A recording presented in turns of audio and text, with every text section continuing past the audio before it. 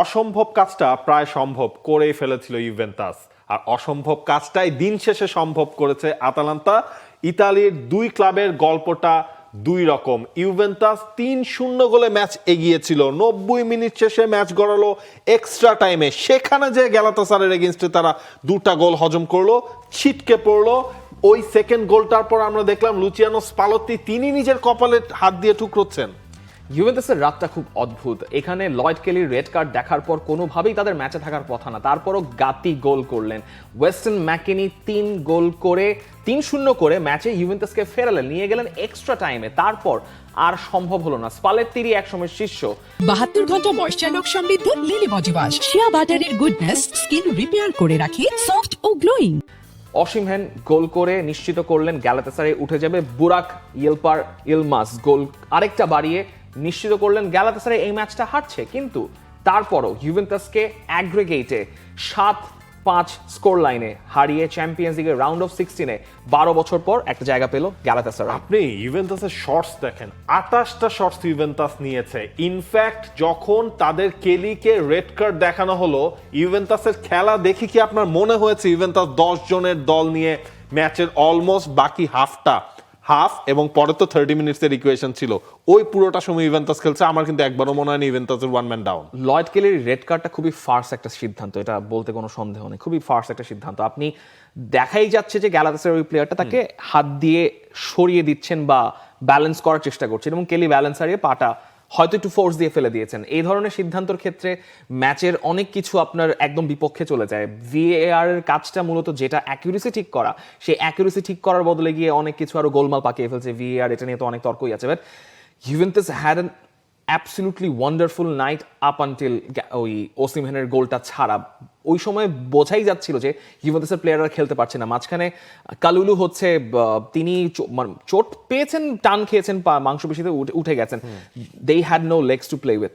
তাদের যা দম ছিল সেটা ওই 90 মিনিট খেলার মতোই ছিল। এবং ওয়েস্টার্ন ম্যাকেনি আরেকটা ম্যাচ চমৎকার পারফর্ম করেছে। মানে তাকে চাইলে আপনি সেন্টার ফরওয়ার্ড, তাকে রাইট উইঙ্গার, লেফট উইঙ্গার, যে কোনো পজিশনে পারেন খেলাতে পারে, এবং হি ইজ ডেলিভারিং। সমস্যাটা হচ্ছে যে স্পালেত্তিকে যে দায়িত্বটা দেওয়া হয়েছে ইউভেন্টাসকে গোছানোর জন্য, এখন আপনি দলকে গোছানোটা আপনার এক ধরনের টাস্ক, আবার আপনি লিগের জন্য টাইটেল কন্টেন্ট করা, চ্যাম্পিয়ন্স লিগের সামনে এগিয়ে যাওয়ার জন্য কন্টেন্ট করা অন্যরকম টাস্ক। সেটা করতে গিয়ে এই লাস্ট কয়েকদিন ধরে ইউভেন্টাস একটা খাবি খাচ্ছিল। শেষ 5 ম্যাচ, এই ম্যাচটা এই ম্যাচ ধরলে হচ্ছে 6 ম্যাচে ফাইনালি একটা জয় পেয়েছে, কিন্তু সব মিলে তো আসলে লাভের খাতায় কোনো কিছু যোগ হলো না। গ্যালাতাসারাইয়ের কাছে হারতে হলো। গত সিজনে ঘটনাটা আপনি দেখেন, একইভাবে পিএসভির কাছে হেরে গিয়ে আপনাকে প্লেঅফ থেকে বিদায় হতে হয়েছিল। নিয়তি খুব একটা পাল্টালো না। যদি ইউভেন্টাস এখান থেকে ভাগ্য বদলাতে না পারে, পরের মৌসুমে চ্যাম্পিয়ন্স লিগ তারা খেলতে পারবে কিনা ভালো একটা সন্দেহ আছে। কারণ ইতালিয়ান ক্লাবগুলোর যে অবস্থা, সেক্ষেত্রে 5 নম্বর চ্যাম্পিয়ন্স লিগের স্পটটা পাওয়া ইতালি কোনোভাবেও কাছাকাছি নেই। এখন পর্যন্ত একমাত্র আতালান্তা চ্যাম্পিয়ন্স লিগে কালচার ঝান্ডা তুলে ধরছে। ওইদিকে ইউরোপা লিগে রোমা আর খেলা আছে বোলোনিয়ার সঙ্গে, একটা নরওয়েজিয়ান ক্লাবের ফিওরেন্তিনা খেলবে জাগিয়েলোনার সাথে। সো 4টা ক্লাব বাকি রইল 9টা ক্লাবের মধ্যে। খুবই কঠিন একটা টাস্ক ইতালির ক্লাবগুলোর জন্য। ম্যানুয়েল লোকাতেলি, ইউভেন্টাস ক্যাপ্টেন, তিনি আসলে এই ম্যাচের পর নিজের আবেগ ধরে রাখতে পারেন নাই। কান্না করার মতো পরিস্থিতি। এখন আমাদের বিশ্বাস ছিল আমরা সব নিংড়ে দিয়ে ম্যাচটা বের করতে পারবো। প্রথম লেগ শেষে আসলে অনেক কঠিন হয়ে যায় পরিস্থিতি, হলো না শেষ পর্যন্ত। এই ধরনের ম্যাচ আপনি সারা জীবন ভুলতে পারবেন না। মানে একদিক থেকে আপনি যদি ভাবেন আসলেই কিন্তু তাই, যেই দলটা প্রথম লেগ শেষে পিছিয়ে ছিল আপনার 3 গোলে, 5-2 ছিল সেই ম্যাচের স্কোর লাইনটা। সেকেন্ড লেগ 90 মিনিটস, 3 গোলের লিড, ম্যাচটা এক্সট্রা টাইমে যাচ্ছে, এমন সময় এসে যদি শেষ দিকে এই সব 2টা গোল কনসিড করতে হয়, ইউভেন্টাসকে ওই যে ব্যাড লাক বা ব্যাড প্যাচ, সেটার মধ্যেই আসলে তাদের সীমাবদ্ধ থাকতে হলো। স্পালেত্তি এই দলটাকে নিয়ে কতদূর যেতে পারেন, চ্যাম্পিয়ন্স লিগের স্পট তিনি পাবেন কিনা দেখার বিষয় আছে। দলটা হারানোর কিছু নাই ওই হিসাব করলে, কারণ যে পারফরমেন্স দিয়ে তারা চ্যাম্পিয়ন্স লিগের রাউন্ড 16 প্লে অফ থেকে বাদ পড়েছে, এর থেকে কম হলে হয়তো অনেক বেশি দুয়োধনী কথা শুনতে হতো। সেখান থেকে এটা তাদের জন্য একটা ইমোশনাল ব্যাকআপ বলতে পারেন এই চ্যাম্পিয়ন্স এই সিজনের জন্য, যেহেতু তারা এখন শুধু লিগেই টাইটেল কন্টেন্ট করছে। সো লেটস সি ইউভেন্টাসের কি হয়, কারণ এর আগে যেটা হয়েছে সেটা কিন্তু আবার হওয়ার কথা ছিল না। আতালান্তা এবং ডর্টমুন্ডের ম্যাচে, আতালান্তা এবং ডর্টমুন্ডের ম্যাচ, হোয়াট আ ম্যাচ ইট ওয়াজ। বেরগামোতে যারা ম্যাচটা টেলিভিশনে দেখেছেন, যারা ছিলেন তাদের কথা তো ভিন্ন। এই ম্যাচের অ্যাম্বিয়েন্স ওয়াজ অ্যাবসলিউটলি বাজিং। পাশালেজ গোলটা করেছিলেন তখন 3 নম্বর গোল, কিন্তু তারপর আদিয়েমি একটা গোল শোধ করে ডর্টমুন্ডকে তাও ম্যাচে ফেরানোর চেষ্টা করলেন, কিন্তু শেষ মুহূর্তে এই কাণ্ডটাকে আপনি কিভাবে ব্যাখ্যা করবেন? বেনসে বাইনি বলে তিনি কন্ট্যাক্ট পেয়েছেন, কিন্তু তার বুটটা যে ক্রস্তোভিচের মাথায় গিয়ে লাগলো, ক্রস্তোভিচ আহত হলেন, রক্তাক্ত হলেন, তার রক্ত দিয়ে সেই জায়গায় সামারজিচ পেনাল্টি কনভার্ট করে আতালান্তাকে তাদের ইতিহাসের অন্যতম একটা সেরা জয় উপহার দিয়েছেন চ্যাম্পিয়ন্স লিগ নাইটে। This is what champions league night means for us. Dortmund are out. First লেগটা ডর্টমুন্ড যখন আপনার শেষ করলো 2-0 গোলে, তখন ধরেই নেওয়া হয়েছিল যে আতালান্তার খুব বেশি আসলে সুযোগ হবে না ডর্টমুন্ডকে সেকেন্ড লেগটায় হারিয়ে দেওয়া। বাট আপনি আতালান্তার শটস দেখেন, 15টা শটস আতালান্তা নিয়েছে, 4টা গোল তারা সেখানে কনভার্ট করেছে। স্কামাক্কা গোল করলেন, জাপাকস্তা গোল করলেন, প্রথম দিকে 2-0 হলো লিড, এরপর আমরা 3-0 হতে দেখলাম। কিন্তু ম্যাচের আসলে মোড়টা ঘুরে যায় একেবারে শেষ দিকটায়। আলটিমেটলি ওটাকে আপনি ম্যাচের শেষ অ্যাকশনও বলতে পারেন। 3 মিনিট অ্যাডেড টাইম ছিল, সেইটা ক্রস হয়ে এমন একটা সময় 8 মিনিটের মতো যে পৌঁছায়, কারণ ওই ঘটনাটার সময়, ফাউলটার সময় আমরা দেখলাম সেটা ভিআর এ পর্যন্ত হচ্ছে গিয়ে থ্রু করলো। এখন এই জায়গায় না দুটা জিনিস হতে পারে আপনার। এক, খুব বেশি কি হাই ফুট ছিল? খুব বেশি না, ছিল না। আবার তিনি কিন্তু বল পেয়েছেন কন্টাক্টে প্রথম, তো ওই জায়গায় ধরেন এইটাকে আবার ডিফারেন্ট কোনো ডিসিশন দেয়া যেত কিনা এটা নিয়েও আসলে কথা রয়েছে। মানে খানিকটা হার্শ হলো কিনা ডর্টমুন্ডের এক দৃষ্টিতে দেখলে না, কিন্তু আবার হচ্ছে কি আপনার ওই যে বল পাওয়া খুব একটা হাই ফুট না। তিনি তো হচ্ছে কি আপনার আতালান্তা ফুটবল তো এখানে আপনার মাথাটাই এগিয়ে দিয়েছিলেন, কারণ তিনিও বলের জন্য এগিয়েছিলেন। ভিএআর এর এই ইন্টারপ্রিটেশন কিভাবে পাল্টে যায় ম্যাচ বাই ম্যাচ, সেটা আপনি এই দুটো ইনসিডেন্ট দেখলেই দেখতে পাবেন। স্প্যানিশ রেফারি ইউভেন্টাসের লয়েড কেলিকে রেড কার্ড দেখালেন, একদম ডিরেক্ট রেড কার্ড। প্রথমে তো তিনি ইয়েলো কার্ড দেখিয়েছিলেন, তখনও রেড কার্ড ছিল, সেকেন্ড ইয়েলো ছিল, কিন্তু ওই কন্ডাক্টের পর তিনি ডিরেক্ট রেড কার্ড দেখালেন। বেনসেবাইনের ক্ষেত্রে দেখেন, বেনসেবাইনকে ইয়েলো কার্ড দেখানো হলো। Bensebaini got an yellow card because ওখানে ফাউল প্লে ছিল না। ফাউল প্লে থাকলে যেটা যেটা যেভাবে ইন্টারপ্রেট করা হয়েছে, কারণ ক্রস্তোভিচ মাথা এগিয়ে দিয়েছিলেন, তার অ্যাপ্রক্সিমেশন ছিল মাথা তিনি এগিয়ে দিয়েছেন। বেনসেবাইনি যে পরিমাণ পা তুলেছেন সেটা ওয়াজ এন হাই ফুট, কিন্তু আলটিমেটলি যেহেতু আপনি একজনকে ইনজুর্ড করে ফেলেছেন আপনার অ্যাকশনের মাধ্যমে, সো সেখানে কিছু কিছু জায়গায় এই ঘটনা ঘটতে পারে। এখন তখন বেঞ্চ থেকে অ্যান্টিসিপেশন করা ছিল মানে পেনাল্টি দেওয়া হবে কিনা, তখন কিন্তু চাইলে অন্যভাবে ডিসিশনটা দেওয়া যেতে পারতো, পেনাল্টিও দিলেন, সেটাও আসলে না মানার কোনো উপায় নেই। এই কারণেই এরকম একটা অদ্ভুত রেজাল্টের জন্ম হলো। যদি এটা পরবর্তী 30 মিনিটসে যেত হয়তো অন্যরকম কিছু হলেও হতে পারতো, বাট তখন তো আপনার সবাই প্রিপারেশন নিয়ে রাখছে যে ম্যাচটা 30 মিনিটসে যাচ্ছে। আতালান্তা আপনার দে আর প্রিপেয়ার যে আমাদের বাকি কাজ যা করতে হবে আমরা 90 মিনিটসে এইটা করেছি, সমান সমান হয়েছে, আমাদের বাকি 30 মিনিটসে আমাদের ফোকাস করতে হবে। বার্গামোর পুরো অ্যাম্বিয়েন্সটা গেটস আ হিউজ অ্যাপ্লজ, কারণ গতকালকে যেই অ্যাম্বিয়েন্সে খেলা হয়েছে, ডর্টমুন্ডে ইয়েলো ওয়ালের সঙ্গে তো আমরা খেলা দেখেছি, কানে কিছু শোনা যায় না। সম্ভবত আতালান্তা বেরগামোর লোকজন ওইটা বিট করে ফেলেছে।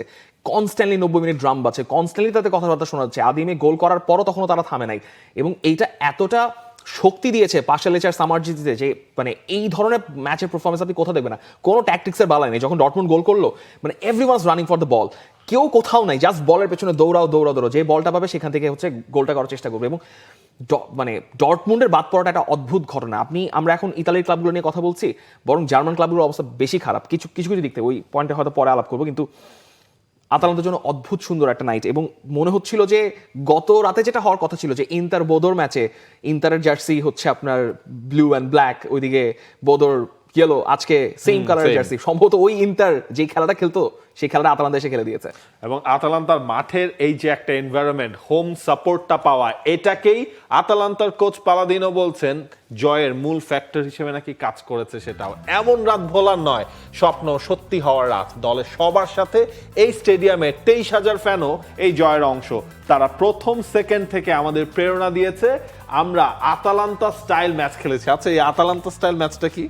আতালান্তা স্টাইল ম্যাচটা হচ্ছে আপনি যখন ডেন্টিস্টের কাছে যাবেন, ডেন্টিস্ট বলবে আমি দাঁতটা তুলে দিচ্ছি, দাঁতটা তোলার সময় আপনার যে ভয়টা হবে, আতালান্তার খেলা দেখলে যে কেউ সেই ভয়টা পাবে। আপনি ওইখানের মধ্যে এক্সাইটমেন্ট আছে, থ্রিল আছে, it's like mission impossible, and they made it possible.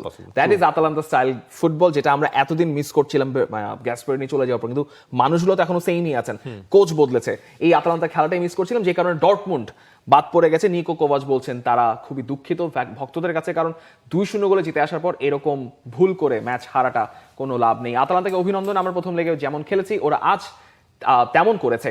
গোল না করতে পারলে আপনি ম্যাচ শেষে অনুভূতিহীন হয়ে যাবেন। নকআউট পর্বের এমন সব ম্যাচে আমরা এত ভুল করেছি যা আপনি আপনি করতে পারেন না, যদি করেন তাহলে এমন ফল হবে। এমন ফল হয়েছে ডর্টমুন্ড, যারা 2023-24 সালের ফাইনালিস্ট ছিল, রিয়াল মাদ্রিদের সঙ্গে হেরে গিয়েছিল, তারা বাদ পড়ে গেল। এবং দুটো রাতের গল্পটা কিন্তু খুবই দুটো ফাইনালিস্ট যারা 3 বছরে দুটো ফাইনাল খেললো, তারা বাদ পড়ে গেছে রাউন্ড অফ 16 প্লে অফ থেকে। যারা 2 বছর আগে ফাইনাল খেলেছে তারাও বাদ পড়ে গেল।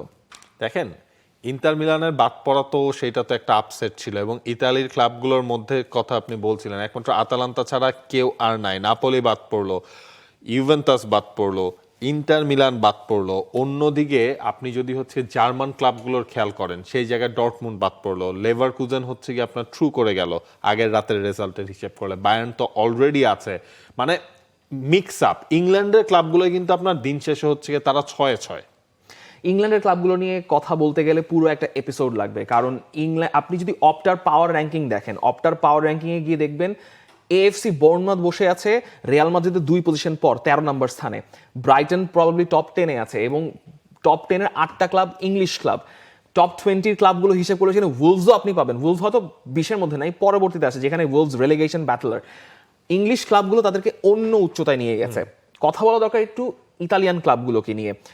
অনেকেই বলছেন যে ইতালির ক্লাবগুলোর একই হাল, একই দশা। আপনাকে একটু মনে করিয়ে দিতে, আমি ইতালি ক্লাবগুলোর পক্ষে এখানে কথা বলছি না, I am not talking about culture, talking about the betterment of culture. আমি বলছি যে এই ইতালির যে ক্লাবগুলো 18 মাস আগে 3টা ফাইনাল খেলেছে, এর মধ্যে একটা ফাইনাল তো আতালান্তা জিতলো, অন্যদিকে আরেকটা ফাইনাল জিতেছিল রোমা, কিন্তু ইন্টারন্যাশনালে 3টা ফাইনাল খেললো মাঝখানে, ইউরোপা লিগের ফাইনাল, 2টো চ্যাম্পিয়ন্স লিগের ফাইনাল, 3টা ফাইনালে তাদেরকে হারতে হয়েছে। Fiorentina, they played 2 conference league finals, they lost it.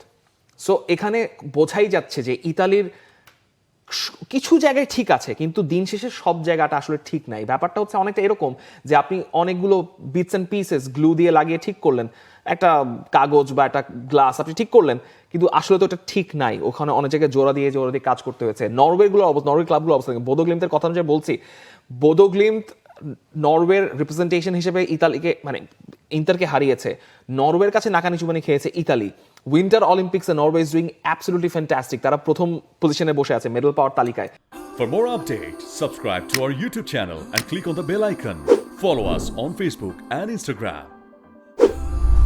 Download T-Sports app to enjoy exciting games and highlights. Visit tsports.com.